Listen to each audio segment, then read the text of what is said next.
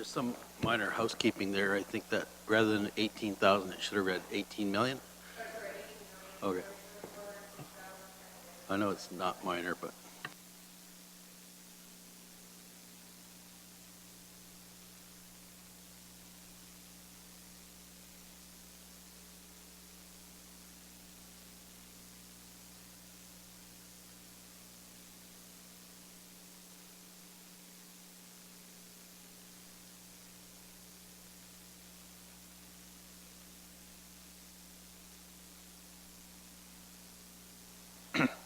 Madam Mayor, we can definitely add that to that resolution. We could also bring that resolution to council once we know what the surplus is and do it that way.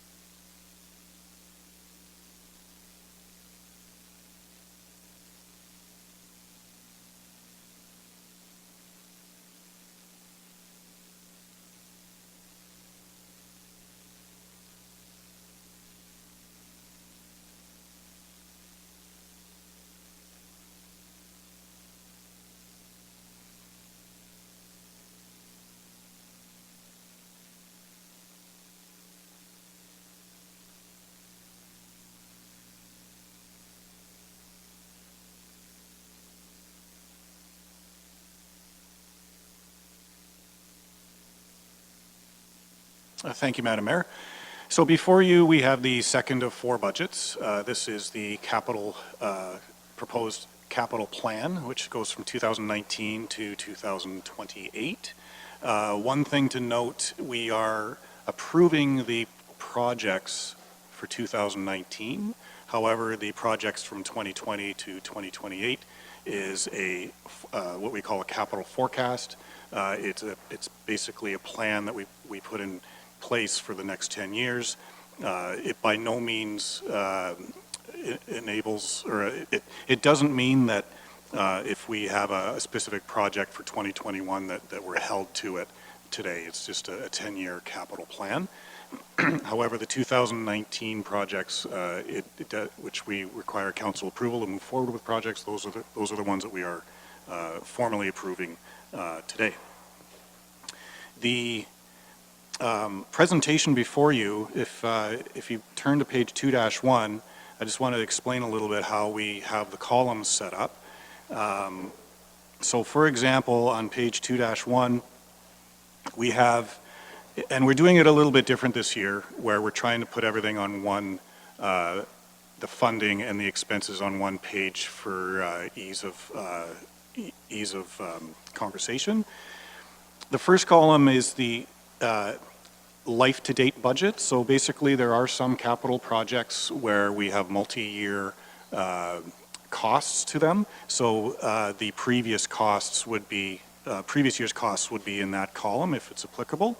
And as I mentioned, the blue column, it's the 2019 capital budget, which is what we'll be approving with this deliberation. And then the rest of the years are a forecast. The first green column is the total budget for the 10 years. And then the funding sources basically lets council know where we're planning on funding these capital projects. So the very first column, grants, subsidies, and donations. So that's pretty self-explanatory. Any grants or donations related to that particular capital project would be in that column. Debt financing, of course, is Kathy will get into this in the presentation, but there are certain projects that we debt finance per our financing policy. And then we have the reserve and reserve funds, the levy and the rates. So this capital project is both levy operating and rate operating. So if any of these projects are funded from either of those operating budgets, it would be identified in that column. And then the last one is development charges, which we're all familiar with as we had a presentation in December. And so that's the outline of how we're going to be going through the budget. It is going to be split in three different sections. The first section is, in other words, is a business as usual section. It has most of the line items in it because it's basically replacing assets that we already have. The second section is similar to that, but we would be replacing the asset with some sort of enhancements. We've identified those for you. And then the last section is brand new capital projects that we're asking for. So we split them up that way. In theory, the first section, since it's business as usual, we should flip through it relatively quickly, but we should spend more time on the second and third section because that's a difference in service level. However, that may not be the case this year. So having said that, I can, unless you look like, sure, yes. On the life-to-date column, does that mean, depending on the line item, that it has been spent, or is it that it's budgeted, or that a project has started and is not completed yet? Could you elaborate on the cost, the dollar value, and the life-to-date for me? Through Mayor Chop to Councillor Martin, the life-to-date column is the actual budget. It would have been an approved budget from a prior year, and the project is generally a phased-in project.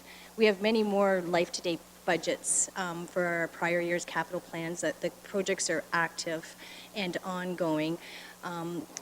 Those are not shown in this because they weren't phased in. They were not projects that were phased in. These ones are so the council could see some of the projects at their total value because of the phase-in of these projects. In the past, we used to budget based on the total project. So we're starting to move away from that. These projects could be finalized, could be finished. But that is the dollar amount that is the budgeted amount, not the actual amount. So some of the, for example, there's one for the Norfolk County garage remediation project. It has a previous budget. The first phase, or I think it's phase 1 and phase 2, have been completed, and now we're moving into the phase 3. So, Thank you. Councillor Van Passen? Thank you, Madam Mayor. A little comment I'd like to make is, when you get over to the funding sources column, there's a whole lot of things funded out of reserves, except most of those reserve accounts are in negative balances. Like, it's sort of like saying I'm going to take the money out of my savings account to buy the new car, except I owe money in my savings account. So it's not really a true statement there, but all those red pages at the back show it up. So. I agree. Thank you for that. Okay, to start the presentation today, I just want to mention, similar to yesterday's presentation, it's very informal, so if you have any questions throughout the presentation, please ensure that you stop us.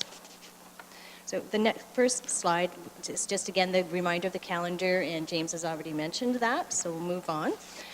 Back in November, we had a meeting with Council regarding Norfolk County's economic outlook, and we talked a little bit about what budgets mean, or what budgets Norfolk County produces. We are now on the 10-year capital plan, and the 10-year capital plan generally outlines our spending plan for the next 10 years for the replacement of capital assets, replacement of assets that have enhancements, and any new assets that we're bringing forward, any new initiatives to either address growth or to address new services based on council and our rate and levy ratepayers would like to see. In the plan, it also, as James mentioned, it outlines how we are planning to finance every individual project. It also provides input into the operating and the rate budget, the levy supported side and the rate side of it.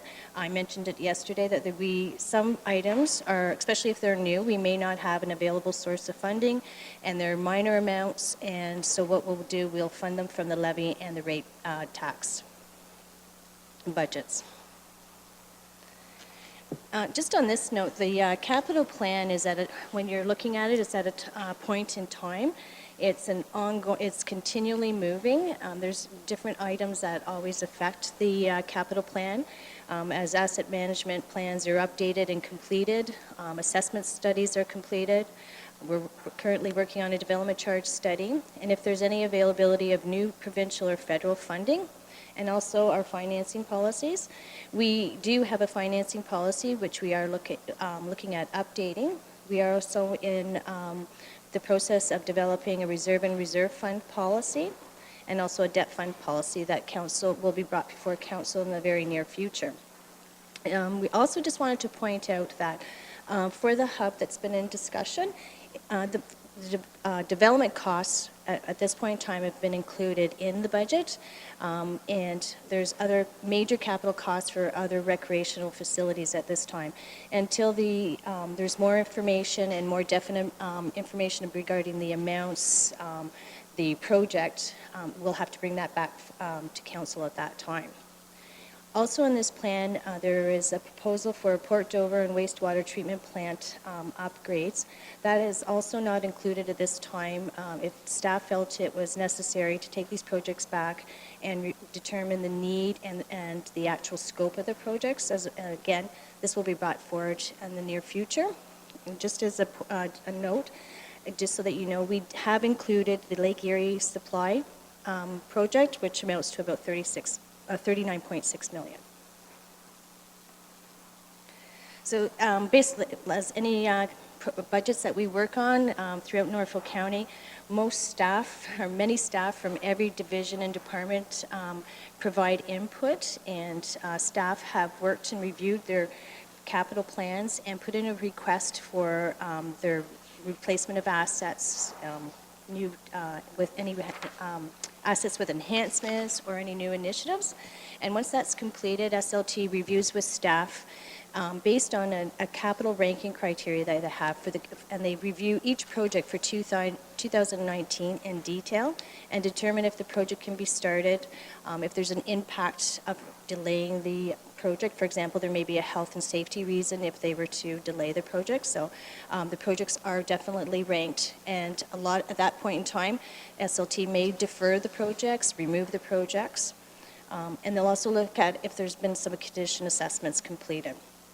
As far as for the future projects, again, SLT reviews all the future projects. There's a lot of movement to see whether or not the project will be ready in that year, if it makes sense that it can go forward. And they're also cognizant of staff's workload. You can only do so many projects in a year. So they do look at if there's a year that is overly heavy, they will look at reallocating the years for the projects.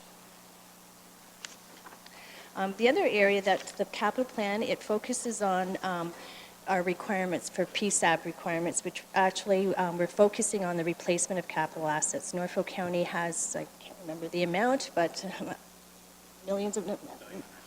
$900 million in current assets that we're continuing having to do major repairs and rehabilitation to extend the life of the assets.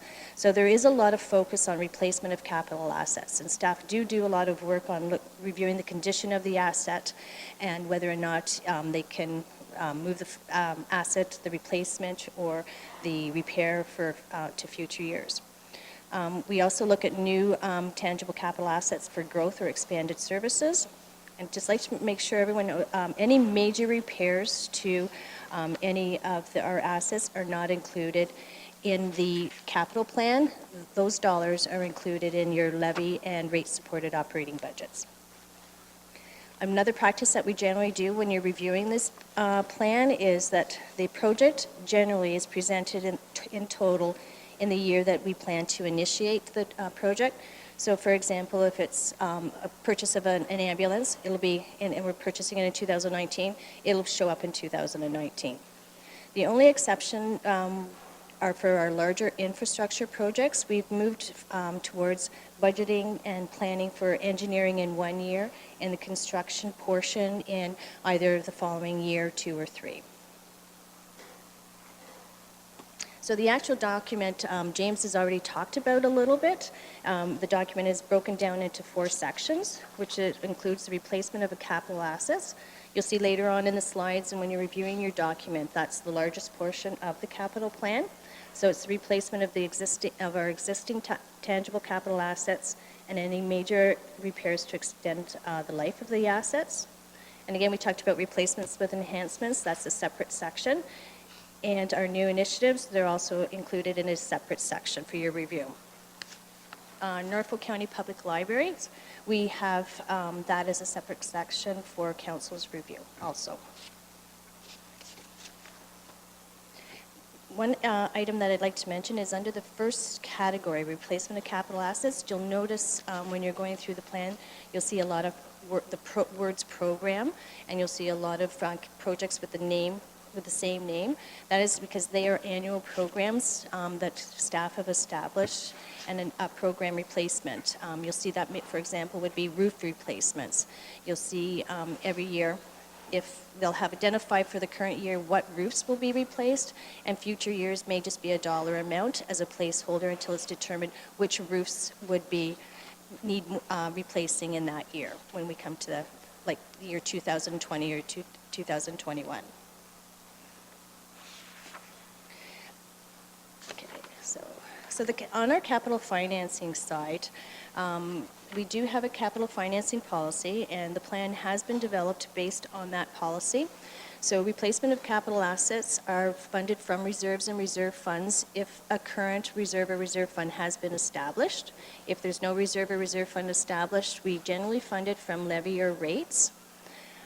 Replacements with enhancement, the replacement component, the dollar amount for replacement for replacement will be funded from reserves and enhancements. We generally try and find other sources of funding, for example, donations, other provincial, federal grant funding, or possibly debt. And again, new capital initiatives, we generally do not fund from any reserve or reserve fund. It's from other, we fund these projects from other funding. If it's growth related, they're funded from the development charges. And we generally do not fund them from any replacement reserve funds. Again, I'd just like to mention that, just reiterate that we are working on our capital financing policies, including development of a reserve and reserve fund policy and debt fund policy. So generally, our funding assumptions, they are generally, if the project is budgeted in the current year, it's going to be initiated. The funding is also committed in the current year. The project will be initiated. The funding from the reserves and reserve funds, Councillor Van Passen had mentioned about some negative reserve funds. We'll see again in more slides our movement towards more positive balances. But generally, we do have gone into negative balances, as you can see, and we are working towards a plan to fix that. However, we do show it as a negative balance, but it doesn't mean we'll actually fund it from the reserve. When it does come time to fund it at that time, we may need to issue debt, and we have did that on a number of different projects in the past, but our plan is to move away from that. And generally, debt issued when we're projecting debt issuances, it's the impact of the debt issuance is basically included in our levy-supported operating budget or our rate-supported operating budget the year following, unless staff have indicated that the project will be definitely not completed. So we'll try and budget the debt based on the actual cash outlay. However, when you're looking at these graphs, it is based on on how it's been committed. Yep. I'm just going to interrupt Kathy a little bit on this one. So I'd just like to kind of explain to council how it affects our tax levy depending on how we fund. So if we're funding from an existing reserve, it doesn't necessarily directly hit our tax levy, but we use the tax levy to reimburse that reserve for future projects. So we can have a $100,000 project, we fund it from the reserve. It's a net zero hit to the taxpayer. However, we fund that reserve every year. We may put $20,000 away a year for that reserve. So that's the tax levy portion. So reserve, anything funded from a reserve, I guess you can say has an indirect impact on our tax levy. When it comes to debt financing, when we issue debt, obviously the principal and the interest repayments, that comes from the levy. So even though we're saying it's debt financed in this capital plan, the way it affects your tax levy is through the principal and interest repayments on debt. So where there isn't so much of an impact on your levy are anything funded through development charges, anything funded through the federal gas tax, or other areas from the other levels of government. So I just wanted to sort of throw that in there because sometimes people, the general public, don't necessarily see the connection between the capital budget and how that affects your tax levy. Okay, great, thank you. Now if we take those, sorry?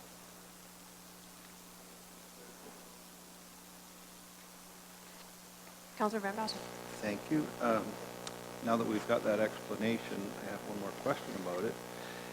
If we do $1 million project that is funded through debt on a 20-year debenture, that's actually going to cost $1.5 million more or less over the course of those 20 years. So is that cost of that project still listed as $1 million, or is the actual cost listed as the 1.5 projected over the 20 years?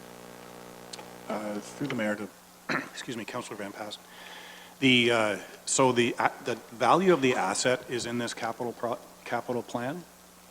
If we finance it through debt, then the principal obviously would be the value of the asset being repaid over those years, would be part of the tax levy. And the interest, we do not include the interest cost in this forecast.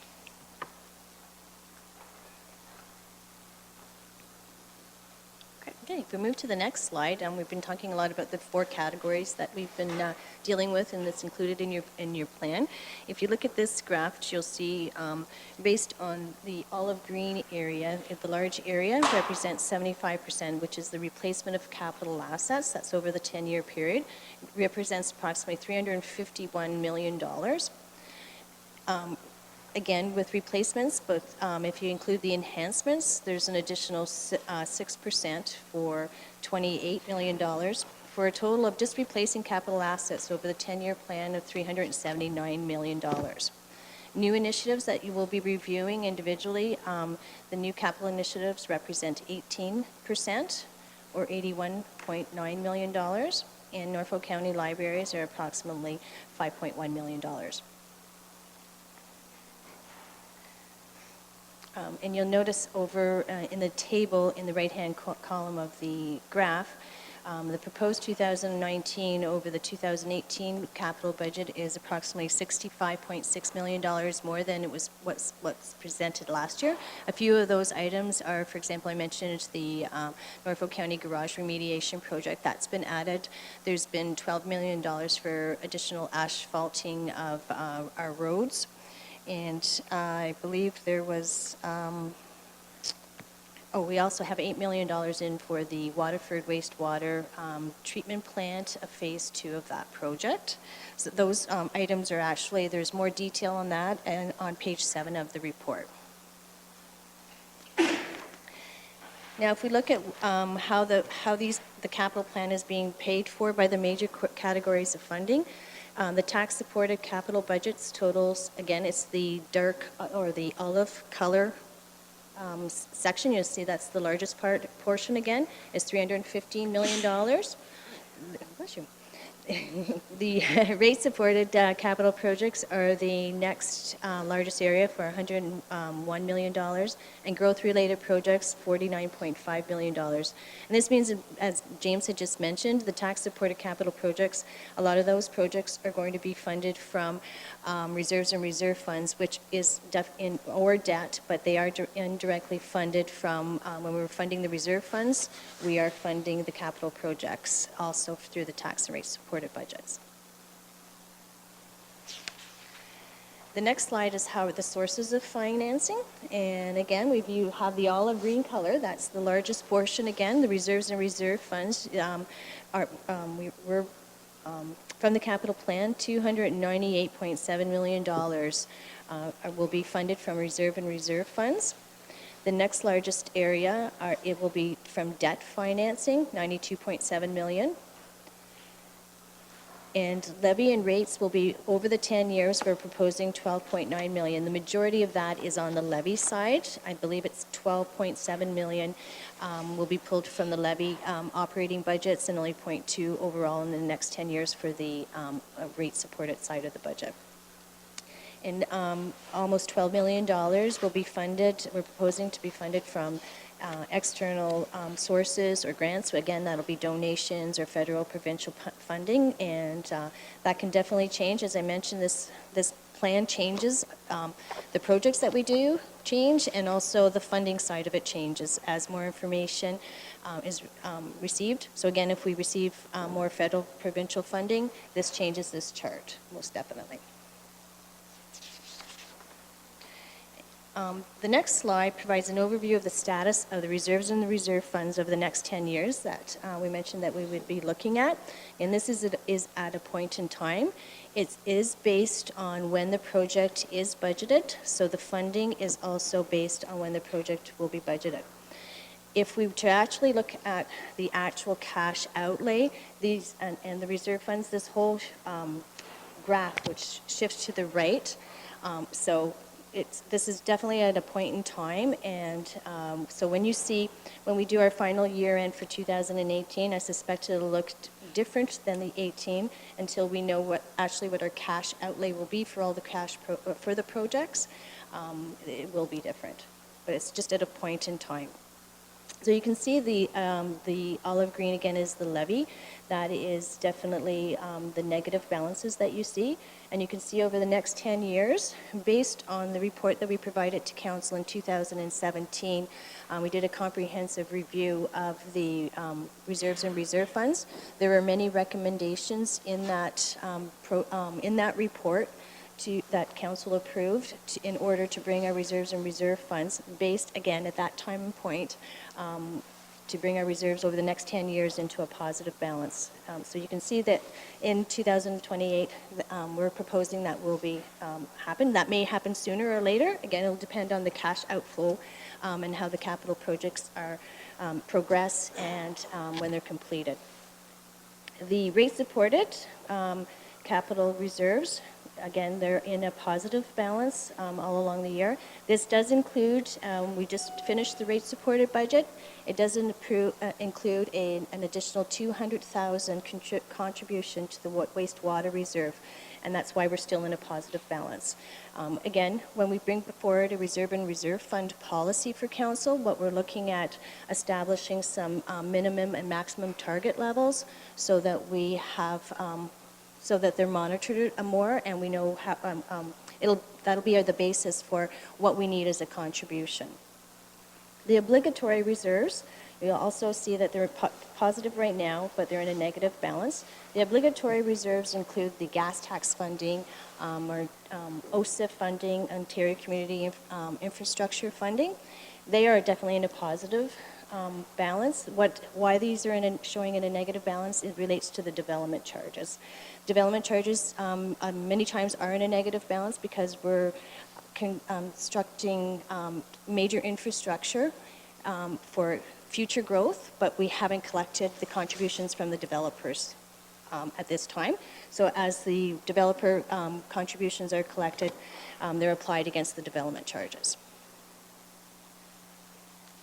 And again, with this graph, this changes completely, again, if we receive more federal or if we receive less federal provincial funding, or asset management plans, assessment studies, et cetera, will also change the picture that you see before you right now. As far as the projected debt, again, the green area you'll see is the available debt capacity. From the province, we receive an annual repayment limit amount every year, and that's the maximum amount which we have available that we can commit towards debt and financing obligations.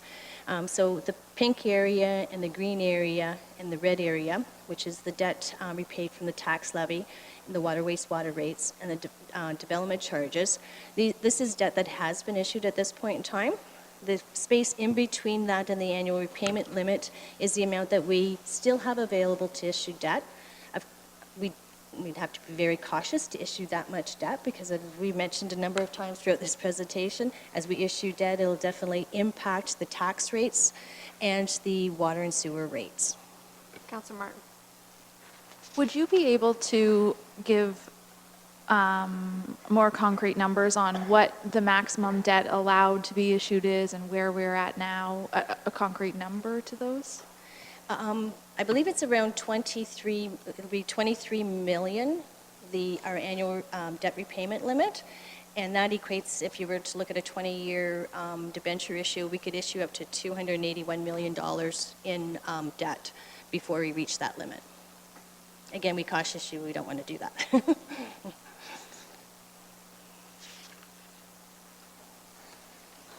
It's just, if those numbers are any different, but they're around that's just an estimate, so. Okay. This is the last slide, and then we can actually get into reviewing the capital plan. As we mentioned before, within the operating budget, James mentioned too, that the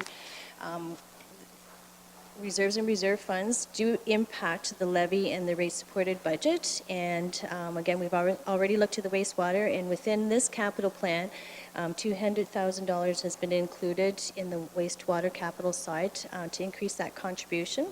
The ones above the bottom line here, the 200,000, are the levies impact ones.